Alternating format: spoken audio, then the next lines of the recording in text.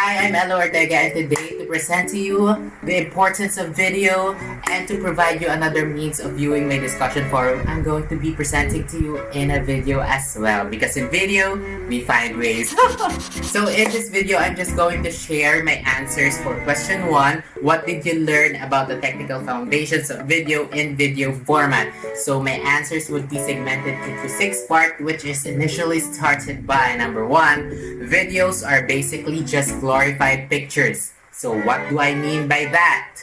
Videos consist of fast-pacing images to create the illusion of movements and action, which is like the practices of traditional film.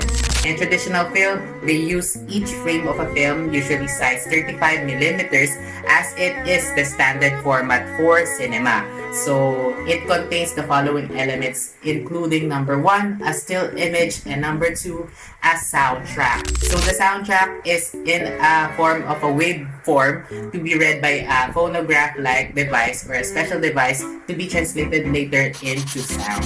Number 2, videos and animations are similar but different at the same time. Make up your mind. Char. To further elaborate, videos and animations share the same process of being composed of essentially moving parts.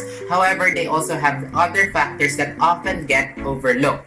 So this is easy to grasp because it has 2 main points. Number 1 is videos are recorded, and number 2, animations are generated. So to further elaborate once again, videos are recorded, so it is fixated with the real world and its physical aspects, meaning it respects the concept of fidelity, which is the similarity between the reproduced and original form of a product. And number 2, animations are generated. Their differences lie on it being fictional, created through drawing of imagination.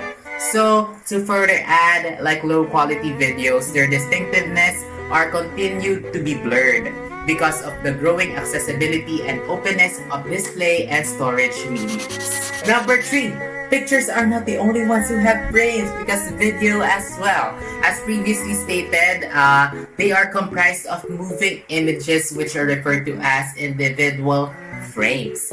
These are measured into 2 ways. Number 1, frame per second or FPS. It refers to the rate on how the frames are displayed. Number 2 is frame size, which refers to the width and height in pixels.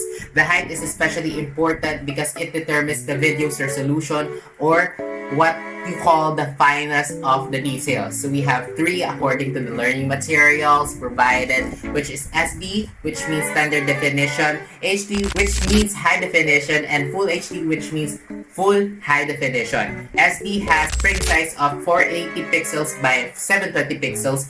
HD has frame size of 720 pixels by 1280 pixels, and Full HD has the frame size of 1080 pixels by 1920 pixels. Number 4, videos contain series of shows but also numbers.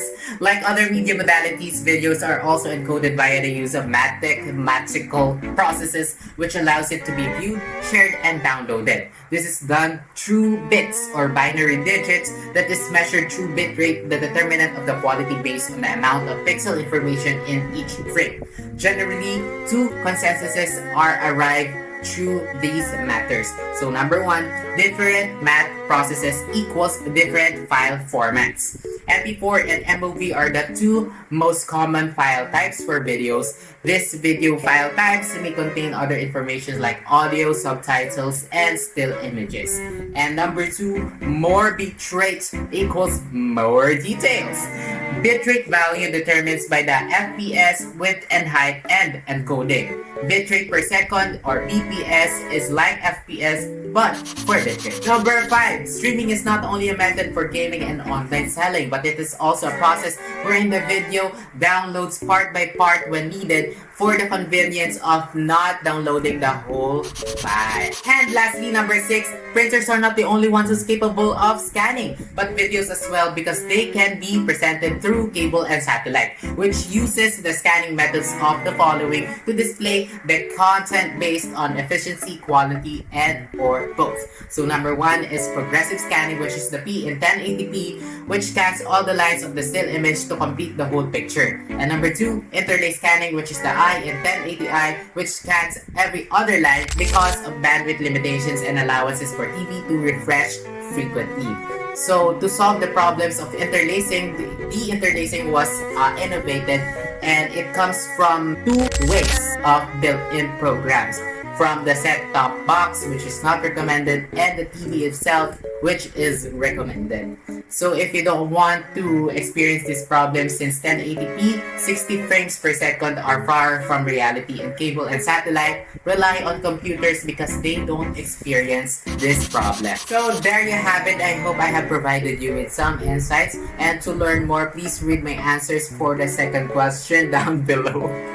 And I will see you or read you later at the following discussion forums. From Hello, this is goodbye!